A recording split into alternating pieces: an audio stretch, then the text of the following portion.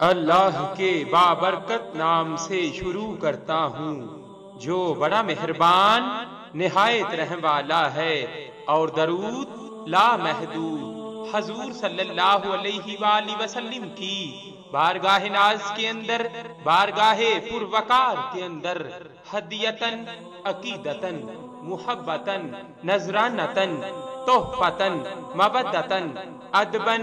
پیش کرنے کے بعد حق مہر میں درود شریف کی شرط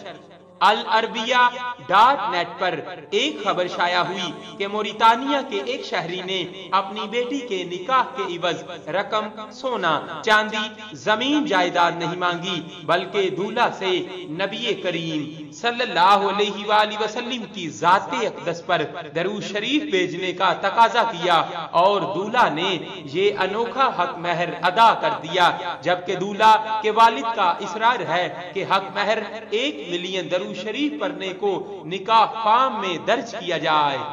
سوشل میڈیا پر یہ خبر نشر ہوتے ہی ایک طوفان برپا ہو گیا۔ لوگ بڑھ چڑھ کر اپنے اپنے انداز و خیالات کے مطابق تبصرہ کر رہے ہیں۔ جہاں اس اقدام کی تحسین کی گئی، وہیں اس کے مخالفین کی بھی کوئی کمی نہیں۔ مخالف کرنے والے حضرات اسے اسلام میں بدعت قرار دے رہے ہیں، جبکہ سماجی سطح پر اس کی حمایت کرنے والوں کا کہنا ہے کہ یہ اقدام شادی کی راہ میں حائل رکاوٹوں کو دور کرنے میں مددگار ثابت ہو سکتا ہے، کیونکہ بہت سے لوگ مالی طور پر مستحکم نہ ہونے کے باعث بر وقت شادی نہیں کر پاتے اور ان کی شادی کی عمر گزر جاتی ہے۔ سماجی کارکنوں نے نکاح اور مہر کے اس منفرد انداز فکر کو اپنانے کا بھی مطالبہ کیا ہے، کیونکہ درود شریف تو خیر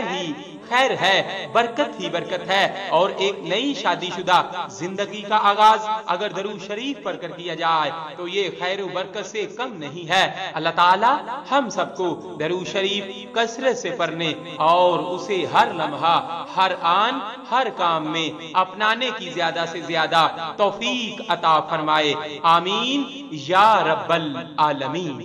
صلی اللہ علیہ وآلہ وسلم۔ صلی اللہ علیہ